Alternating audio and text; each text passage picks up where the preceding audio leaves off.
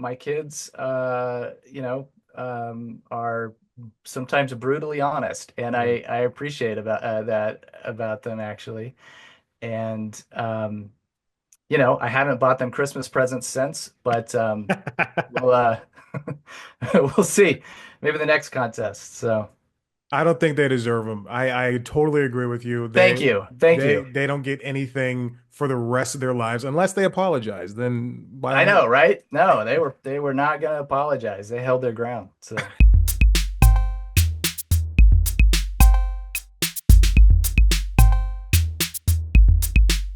I know these things can be a pain, but I do my best to make it not so. No, I'm excited about it, man. Thanks for having me. Appreciate it. Well, of course, of course. I just I watched a lot of your stand up, including that dry bar set, and I gotta say, congrat like that's a huge thing. I know a lot of people do the long sets like that, but man, yours was so very funny. Every single second, there wasn't a time where I wasn't laughing. It was amazing.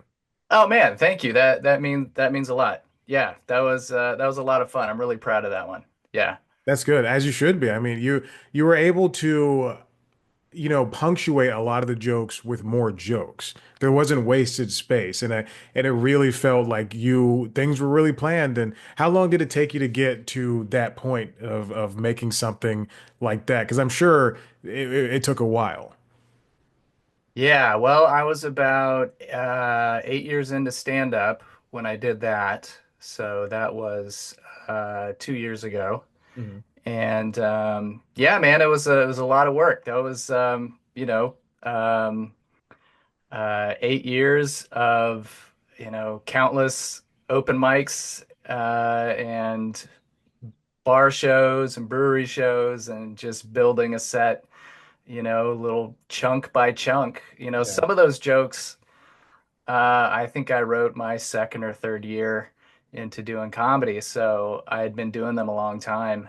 And the funny thing is, of course, I think a lot of comics experience this. As soon as I recorded that set, I had all these new tags and ideas for how to make all those jokes better. Yeah. So, that's always the risk of putting something down like that on a video or on an album or something. Is it, you know, it's kind of now it's out there, Hmm. but um yeah, but that was a lot of fun. That was a really cool experience. It's a completely, I don't know how much your listeners know about dry bar comedy, but they're very, very strict about content, so it's all clean. Um, and it's supposed to be, something that your kids could watch and your grandparents would enjoy. And that's certainly not all of my material, because not all of my material fits that. But thankfully, I had enough that fit within those parameters, and I'm pretty happy with the way it turned out. Yeah. Was it? I spoke to somebody a couple of weeks ago who put out a dry bar set, and it took maybe a year or two for theirs to be released. Did Mm. they take yours immediately, or did they have to sit on it for a little bit? It was a few months. It wasn't a year. I think I filmed it in April and it was out in August of Okay. that same year. Yeah, but I've heard stories of, 2 or 3 years a wait for some people. And, Dry Bar, they kind of took off. They kind of blew up during the pandemic. Yeah. And they also apparently they got backlogged. They just filmed a bunch of specials and then Mm. had a hard time, I think, keeping up uh putting them out. And Yeah. so yeah, so uh I was sad to hear how many people who have had to wait, a year or longer to see it. But yeah, thankfully mine didn't take that long, and it's done pretty well, so I'm pretty happy with that. It did very well. I mean, even the audience listening to them just laugh at the jokes. It's just I love finding people in an audience that have annoying laughs, but that means that they're enjoying themselves because Yeah. they lose themselves within the comedy and it seems that you revel in it too because you kind of talk back to the audience at points and I really do appreciate that because it's as much as you are putting on a performance and you're doing these jokes, there's also a little bit of reciprocal nature because you want to feel the goodness that you're giving them too when they laugh back at you, not laugh at you, but laugh with your jokes. Yeah, of course. I feel like I lucked out with that crowd. It was a really hot crowd that night. And, we filmed two sets, but it was just one night. Hmm. And, sometimes, there's that risk that you're going to get a crowd that's just either not that into you or just tired or just not into the show at all.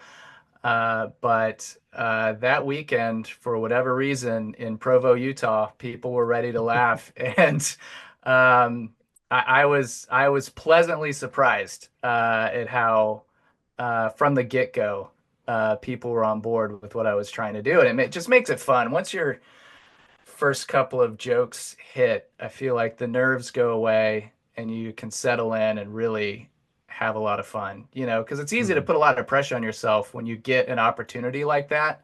Or at least I did. I was putting a lot of pressure on myself because, you get, like I said, it's one night. So you get like one Yeah. shot and you just really, really want it to go well because you don't know when you're going to get another opportunity like that. And yeah, thankfully um, we had a whole lot of fun. I think it helped actually the first set that I did, which is the set that we ended up using for the recording.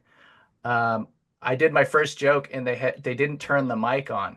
Oh, And so we had to stop the whole thing, wow. reset. I had to go backstage. They had to bring the host back out. They had to settle the crowd and then start it again. Oh. And I actually think it helped because when I came out that second time, I feel like the audience they were rooting for me, Hmm. because they saw. And so I actually, if you know, when I first walk out, I actually tap the mic before I say anything, and that immediately gets a laugh. Yeah. And so I knew from that point, I was like, okay, I think this is gonna be good, and yeah, it worked out. What an interesting situation. It's like icing a kicker. You know, we have Yeah, we have 10 seconds left in this game and one field goal is going to win it and then the other team calls a timeout. That what a crazy thing, but I mean, you defied the odds when it comes to that analogy and you won them over again. What's it, as a touring comedian and feeling pressure when you're doing dry bar for these two sets and it's going to be recorded and put out and then you have almost a grown man, you're going to record that night and probably doing two sets and picking and choosing from there. How do you get past that pressure when what's that for you, that motivation to go, well, I mean, I'm here, I'm doing this, I'm ready for these jokes to be put out. How do you get past that initial thought of things that are holding you back? yeah. That's so yeah, thanks for bringing that up. Almost a Grown Man, that's my new album, which will be dropping shortly. And this is the first full album that I've put out, Mhm. but it's the second one that I've recorded. And I recorded one 2 years ago, and I didn't end up releasing it because I feel like, well, I had one shot at that one. I did one show, and I could tell I was really in my head. Again, I was putting a lot of pressure on myself, and when I listened back to it, I just didn't sound like myself to me. I sounded very kind of uptight and Mm. mechanical, and uh, even a little nervous. And I was just really not happy with how it turned out. So I ended up not putting it out at all Mm. and waiting another 2 years to record what is now Almost a Grown Man, this album. And what I learned from that first experience was do at least two shows because if you're just doing one set, that's just too much pressure for most people. And there's Right. just too much of an, if you're recording, I did a full hour. And so there's just a lot of opportunity for things to go wrong. Yeah. And so having a second, knowing that you have another try at it, just kind of helps you relax in that first set. And and yeah, and it did. I mean, it worked for me. The first set went good, but once I had that kind of done, I just felt like, okay, this second set, no matter how it goes, I know I've got one in the tank that I'm happy with, and so I was able to relax even more. And we ended up using the second set for the album, and yeah, man, it's just a lot of it too is you know, who your openers are Mm, and how they set the show up for you. That's another thing that I learned. It's just really important that, the audience is ready for you when you get up and they're not in a weird mood or the host has not said something that kind of put the a weird, kind of vibe in the room, which can right. happen. You've Yeah. done enough shows. So just having, openers that you're really confident in to get people warmed up is really important too. So Are you at a point where you could pick your opener? Are you like, is that the time kind of clout that you have right now?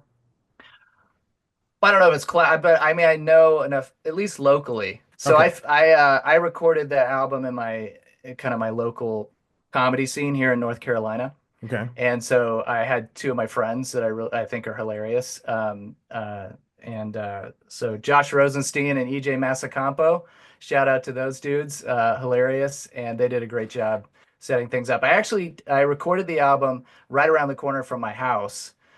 Oh, So I live cool. in a small town in North Carolina, and I decided that I wanted to do it here. I've been running a local kind of monthly show for the last 7 years in town that's kind of built up a Wow. local following. And so I wanted to record here, and it was great. It felt like a community event. I mean, the mayor came out, all of my like regulars that come to my show every month came out, friends, neighbors, people from church, Whoa. the barista that I see at the local coffee shop, like all these people came out, and it was great. My kids were there, my family was there, so it made for a really kind of fun, uh, intimate vibe. Hmm. You know. All right. Here's a two-part question on that. With the house like that, stacked house, what was the response and the end? Did people come up, pat you on the back, say, "Good job, kid. We're proud of you"? And then on the other hand, on the other end of that, how did your kids feel about seeing you do work for like the first time? It's like watching, when LeBron's kids, I guess, see him play for the first time all those years ago, and now we've got Bronny in the league playing with him. So Right. how was that? Like what was that? Yeah, well, my kids they've all seen me before. In Okay. fact, I've taken them when I've traveled for shows and stuff.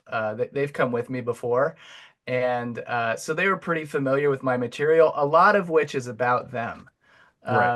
And so that's what made it interesting. A lot of the comments I got after the show were about my kids and like, are your kids okay with you saying that about that? I can't believe you said that when they were here. Um, so I got a lot of that, but my kids are totally into it, and I don't say anything from stage that they object to, Mhm. or if it makes them uncomfortable or they don't like it, I won't do it. So I'd run everything by them. Also, my wife. I have several jokes about my wife, and Right, right, she's right. of course I'm not gonna spring those on her at the album recording. She was well aware of what I was doing and was totally on board with it. So That it's so fun. It's so interesting because I love seeing people go out with their kids and tour with them, if they're musicians or comedians or anything. I watch a lot of golf, so sometimes yesterday Justin Thomas won the RBC Heritage, and his wife brought their baby out there, and I just went, that baby's not going to know anything. That baby just thinks that they're out on vacation doing something. It's sure. it's so fun just to see people tour like that. But I'm glad your kids and your wife are enjoy your style of comedy. Because imagine Oh, I am being too. like a funny, like you're a funny person, And imagine how many dads are out there trying to make their kids laugh and their kids get older and they don't think they're funny anymore. But you have older kids. I know you mentioned that in the Yeah. Dry Bar special. So at least some of them think you're somewhat funny. Yeah.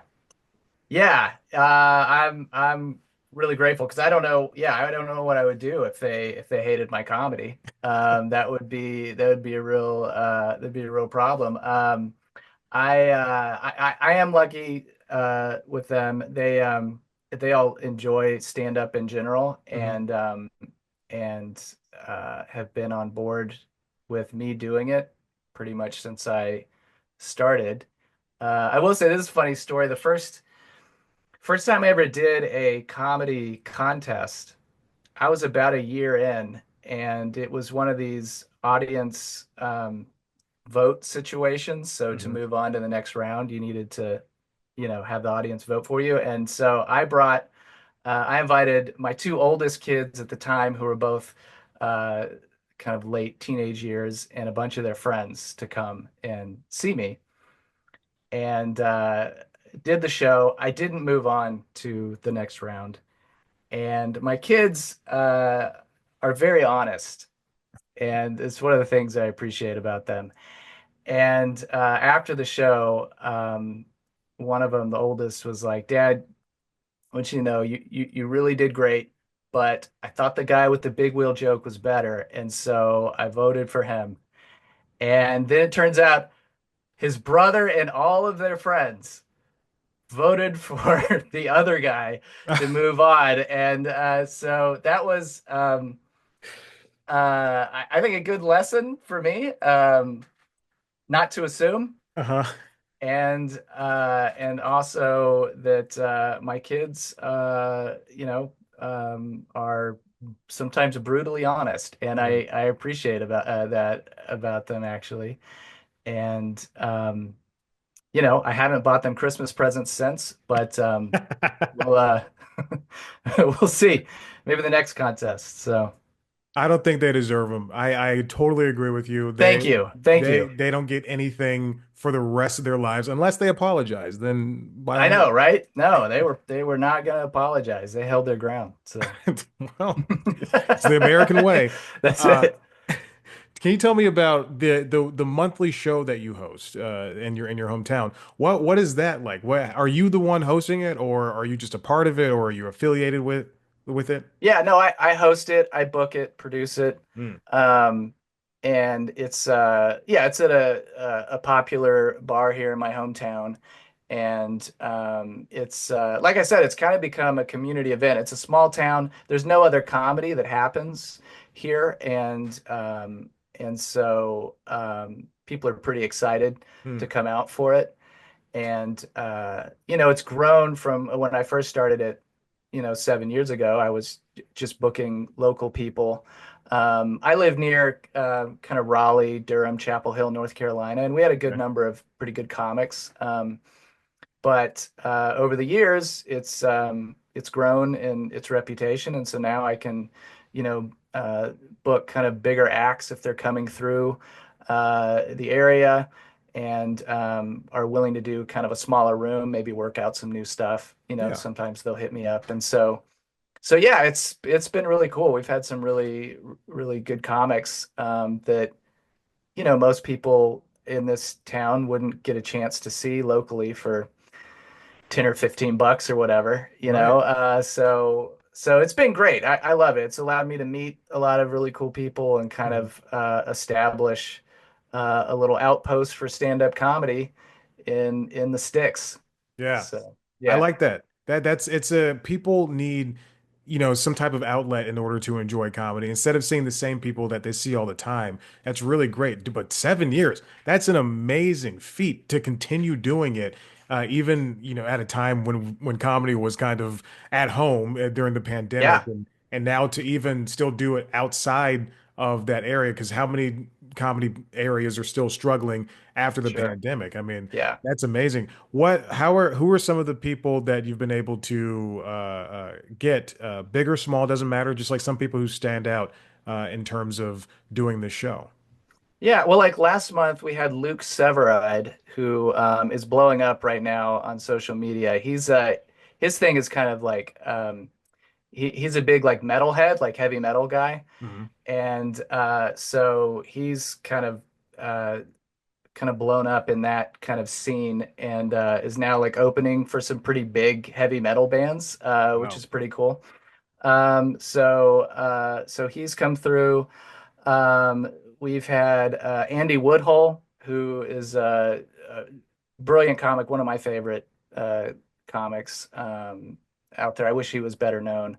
But I mean, he's done all the late nights, you know. And so guys like that who were in the area, they were doing bigger shows Hmm. um, nearby, but were willing to come and do this little show in Hillsboro, you know. Yeah. So yeah. When I referenced the comedian whose dry bar comedy special took a little bit longer to come out, I was talking about Andy. Oh, okay. Yeah. Right. Yeah. Yeah. Yeah. Yeah, He's good. that's interesting. I wonder because he's so good, you know. He would be one of the ones where I would think put this guy on the front of the line, you know. Yeah, I Yeah. don't understand it, but I found Dry Bar at the same time everybody else found it during the pandemic because Yeah. I wanted more comedy. And uh I think that with them having that backlog, as the way you put it, it's a you know, we you think about places like Netflix that are trying to be what HBO was, 30 years ago when they were the ones putting out just comedy, and now Netflix is putting one out every other day, it seems, one special every other day.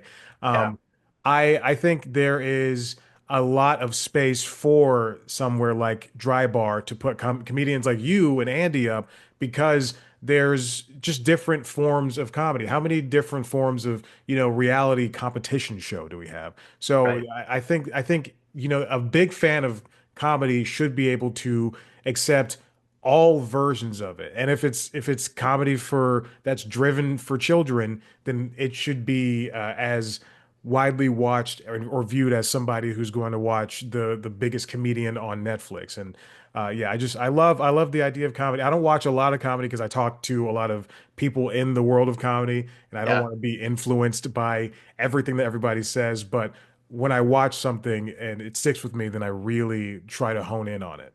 Yeah. Yeah, man. I'm grateful that this small town is they're like you. They're open to all kinds of comedy. And like you said, I mean, there's as many genres of comedy as there are music, you know. Yeah. And which makes booking a show a lot of fun. And I always tell people at the top of my shows, I usually book 4 or 5 comics each show. And I'm like, look, if you don't like one of these people, if they're not your particular style or cup of tea or whatever, just wait because you might like the next one. And if you don't Mhm. like the next one, you'll probably like the next one because everybody's different. Everybody's got a different perspective and a different angle. So that's one of the things I love about comedy too. It's just the variety and diversity in it. So now that you're booking shows and you're doing your own shows, do you see how hard it is for somebody running a brewery, running a bar, running a stand-up showcase, and you're seeing both sides of that? Do you see where those people are coming from and also where you're coming from too?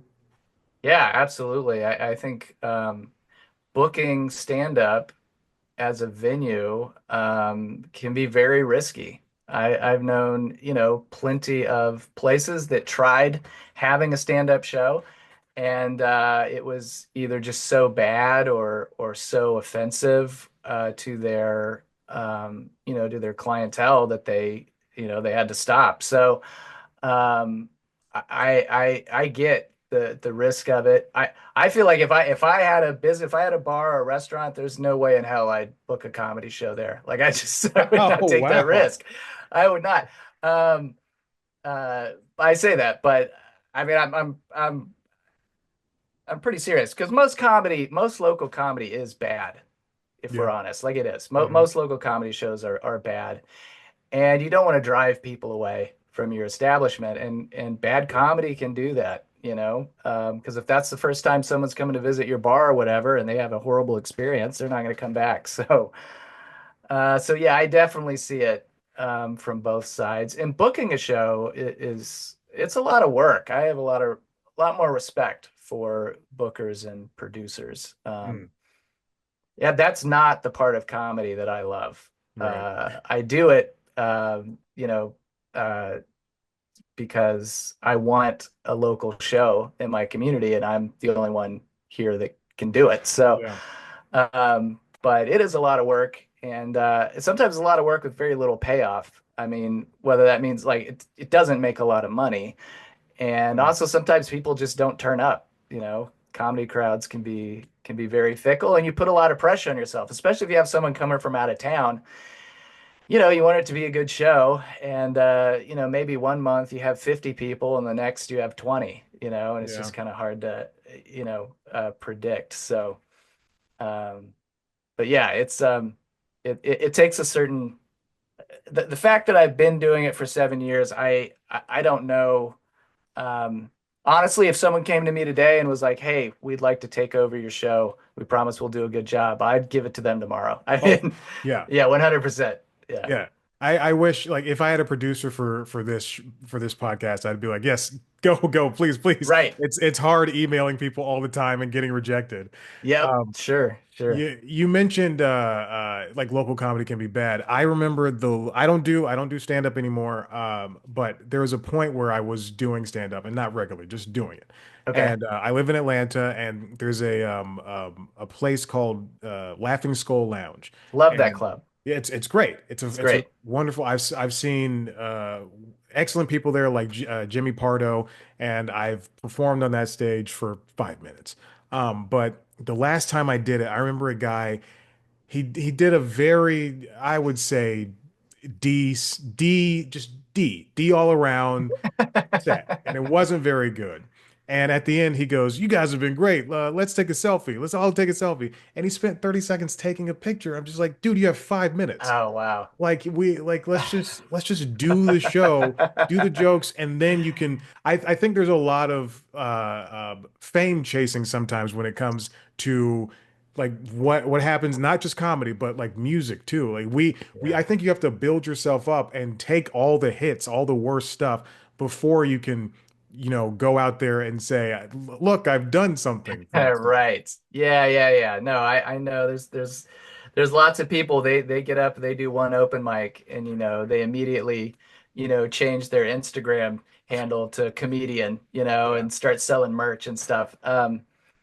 Yeah, because I think social media has, it's benefited us comics in a lot of Mhm. ways, but it is also, I think, given the false impression that one, comedy is easy and you can do it fast, and also that it's like a quick route to fame and followers. Mhm. And I mean, it's not. It's a grind. It's like music. It's very similar to like local music. Most people that do it never end up doing it professionally Right. because it just takes years and years of just bad gigs and bad pay, and it's really like the people who make it in most cases are just the people that didn't quit, that just Mhm. kept going, because you will get better if you keep doing it. um, with some exceptions, if you have any amount of talent, if you keep doing it, you will get better over time, but it takes years. Yeah. I mean, I'm 10 years in and I still feel like I'm figuring it out. Mhm. I feel like I've made progress, but I'm still like so far from what I want to be and what I think I can be. And it's just, there's no shortcuts. You can't Right. skip it. It's like you got to practice your instrument. And the thing with comedy is you can't really practice it privately. No. It's not like guitar. You can't sit in your room and learn chords. You have to do it on stage to find out if it's funny or not, if there's something to it. And that's where you have to work it out. And so yeah, it's just it's a long grind. And so if you're getting into comedy because you want to be famous or rich or whatever, man, I'm sure there's easier ways Yeah. Yeah. to do it than stand up. I think you really got to just love it. It's a disease. Mhm. It's like it is a disease. Like it's a weird addiction that some people get, and thankfully most people don't get. Um, and that's kind of what keeps you in it. Probably most of us longer than we should, you know, Yeah, for our own mental health and for our family's sakes. Yeah. but So you know you're making a living from it, and now you're putting out this album, and it's going to be great, and people can now, or listen to it wherever they get comedy albums. They can buy yeah, it, and you're going since you had that dry bar special, that's a built-in fan base. You can just say, "Hey, I did this dry bar special, but also I got some new stuff back here, so check it out." right, Yeah. right, right. Yeah, it's going to be interesting. I'm kind of curious how the fans that I picked up from Dry Bar are going to respond to some of the material on this album because it is not Provo, Utah clean. Some of it is, Yeah. and generally I am clean, but there's definitely some material that pushes the line a bit, at least thematically, that they did not want me to do on Dry Bar. So we'll see. I'm happy with it. I'm proud of the work. It is who I am, and Mhm. so um, yeah, we'll see. It's fair. Look, they've seen Succession. They watch all these other shows. They Right. know that not everything is going to be exactly made for them. So you're fine. Sure, sure. I hope so. Well, Yeah. Jeremy, I don't want to take up too much more of your time. I appreciate you sitting down with me. This is great, and I can't wait to hear the album. Thanks, Chad. I appreciate that, man. I really do. This was a good conversation. Yeah, of course. Well, congratulations, and break a leg on the next big thing, and we'll talk then. Okay, sounds good, Chad. All Thanks. right. We'll see ya.